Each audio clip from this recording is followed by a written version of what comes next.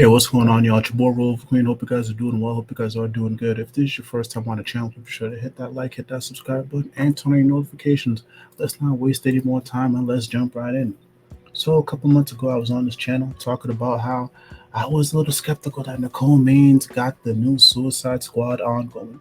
I felt that Nicole Maines was a fairly new writer, and setting them up with an ongoing right off the bat, especially when you have a fairly new character like Dreamer leading the team, it would be a cause for disaster. I didn't think people would be willing to tune in, month out to see how the story would progress. But DC decided to change this from ongoing to a 4 issue mini in preparation for absolute power. And I'm proud to say that Nicole Maines made a believer out of me. Suicide Squad Dream Team fucking slaps. In 4 months, Nicole Maines was able to get me to care about a character that I did not give a shit about. Now, let's get down to the meat and bones of the story. This really isn't a Suicide Squad book. This is Dreamer featuring Suicide Squad. There's only one Suicide Squad mission that happens, and that's where the rest of the story kicks off from. And to be fair, the Suicide Squad members that were used were pretty cool. Obviously they had to get Harley in the mix. It was good to see Deadeye, Clock King is a character I haven't seen in a minute, Black Alice, Bizarro. So it was a good team, and I felt that everybody was utilized well. But really, the purpose of the Suicide Squad was to hammer it home that Amanda Waller, no matter how much you try, she will always have the upper hand and she will always win. The only reason why Dreamer is leading the Suicide Squad team is because Amanda Waller has threatened to expose her community despite having, the safety of her people in the balance. She is still trying to get Amanda Waller to change her ways. And listen, this makes for some great fucking storytelling because the things that Amanda Waller does to reign supreme in the story and the way that it pushes Dreamer, it's amazing. Amanda Waller is foul. Now, I know Amanda Waller is foul. I've seen more than enough DC material, to know that Amanda Waller is not somebody that you cross. But here, I think it's a different level. I think it's borderline ruthless. Honestly, I think it's mean. And again, just seeing how this pushes Dreamer to the edge is great because, again, this is what helped me change my opinion about Dreamer. This is more of a darker feel, even when it comes down to the fucking costume. And just seeing how Dreamer has to dig down deep and do shit that you really wouldn't expect the character to do is great. And whoever allowed Nicole Maines to take certain liberties with the story, especially in regards to what Amanda Waller does, salute.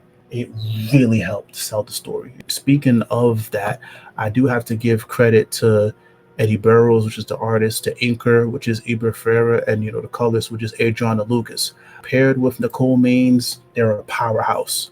Nicole Maines has this whole dark story going on, and it wouldn't have been delivered properly if not for this creative team. So salute to everybody here that was involved. Now, I guess the only con I have about the story is that I think it should have been longer. Now, I know I said Nicole Maines shouldn't have been given an ongoing right off the bat. I think it would have helped if there was one more issue given to it. While I do feel like it's complete, I do feel like, damn, maybe with one more issue, things could have been fleshed out a little more. But even so, I feel satisfied.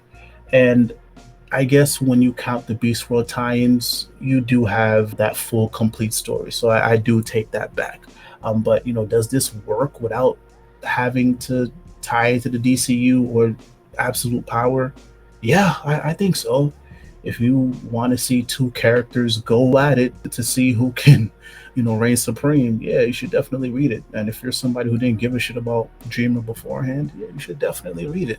And I think it slots well in the Dawn of DC storyline. You could put this right behind Beast World and go right into Absolute Power. And speaking of Absolute Power, yeah, this is necessary reading for it. And I think you'll have a better understanding about why the stuff in issue 2 happened.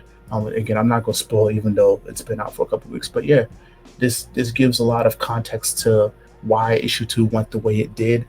I hope that this isn't the last time we see Dreamer, because that would be a shame, because I think Nicole Maines did a lot of great work.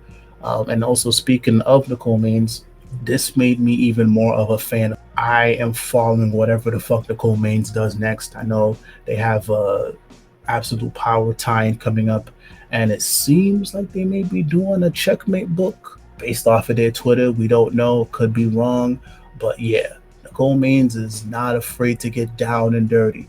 And I think we need more of that in the DC bullpen. So this was a gritty story. This was a dark story, but this was also a good story. But let me know what you guys think down below in the comments.